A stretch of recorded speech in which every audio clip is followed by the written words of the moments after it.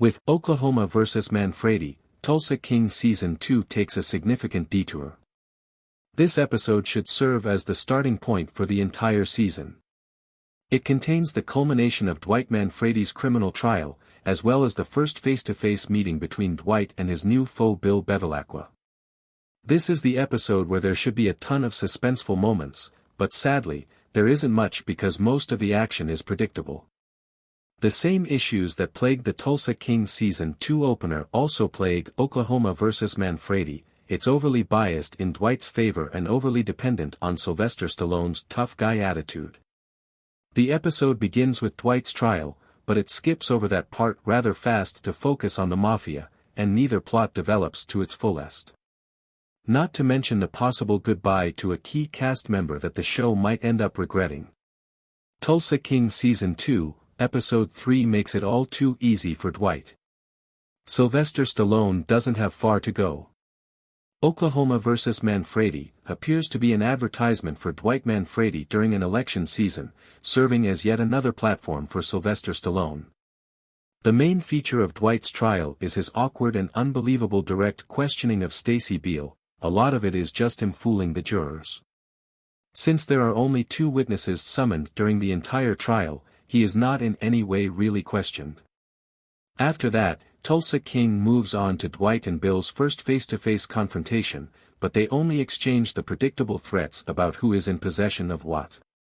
As he sneers at Bill and declares that Tulsa is now his, Dwight is obviously in the lead. Dwight Manfredi, I am absolutely 100% not guilty. And if that's not true, I'll come over and bust your heads individually. Scenes like Dwight stepping confidently out of his house to court, or Dwight and his entire entourage strolling together like a little army, add even more impact to this. The issue is that Dwight doesn't have to win people over. He is the show's protagonist, as audiences are aware, and Stallone fans don't need further convincing of his coolness. In an episode that ought to be entirely new, exciting, and unusual, the actor is hitting notes that viewers have already seen in a number of Sylvester Stallone films. As a result, viewers aren't witnessing anything new or exciting or different. Dwight doesn't feel threatened in any way, legally or otherwise. Oklahoma vs. Manfredi serves mostly as a reminder that Dwight Manfredi will always prevail. And while that is amusing, it isn't always fascinating. A character is more compelling, especially on television, when the viewer is left wondering what the character will do or how they will escape a situation. When Stallone is able to reveal unexpected or even relatable aspects of Dwight, the character becomes even more fascinating. Although it seems like filler, a scene in which he laments the lack of a particular chair in the house serves as a reminder that Dwight is still a human being with sporadic concerns. But the rest of the program could be any other TV series or film about mobs. Is Stacy Beal leaving Tulsa King? Episode 3 seems like her swan song. It appears that Oklahoma vs. Manfredi is Andrea Savage's final episode in the role of Stacy Beal, which is a grave error for Tulsa King. Though Savage's disappearance from episode 2 shouldn't have come as a surprise, it still appears like the show is giving up on Savage when Stacy says she's been transferred to Anchorage. Since Dwight's entire investigation of her revolves around their personal relationship, she's forced into a difficult situation because whatever credibility she may have had following the premiere is gone now that the world is aware of her indiscretion.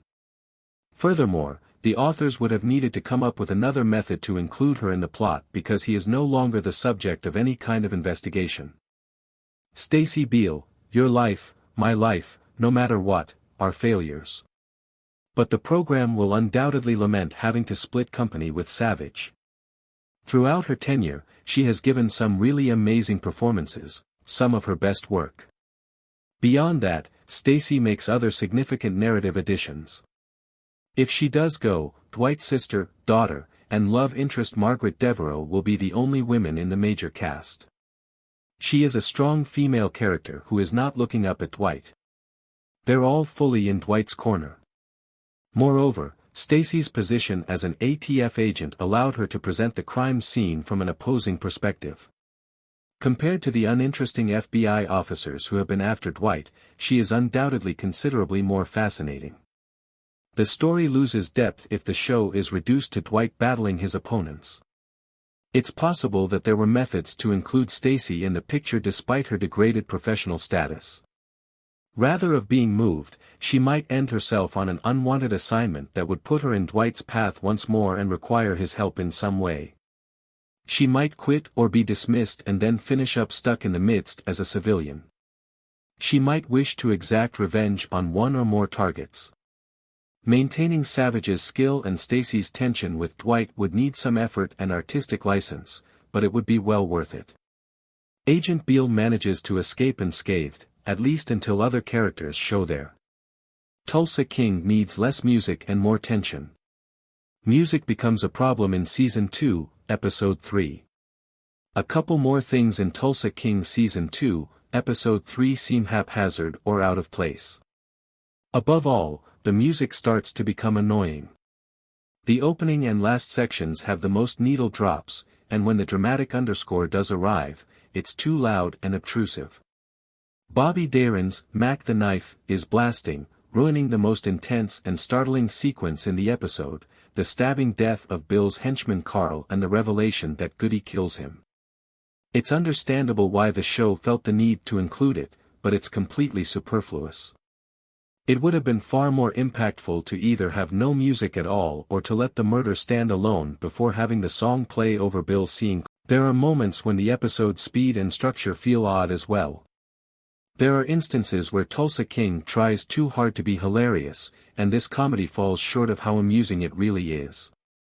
Seeing Dwight deal with a stereotyped homeowners association vice chair is predictable, the audience knows how it's going to go from the outset. When it spans multiple scenes, it becomes much less humorous. Tyson Mitchell, played by Jay Will, gets a clever quip about how many Law and Order episodes air on any given day, but it comes just after a stoned pre-credit sequence, so it seems like the program is making fun of itself. The fact that viewers know Dwight cannot be found guilty or there would not be a season means there isn't even much tension during the trial.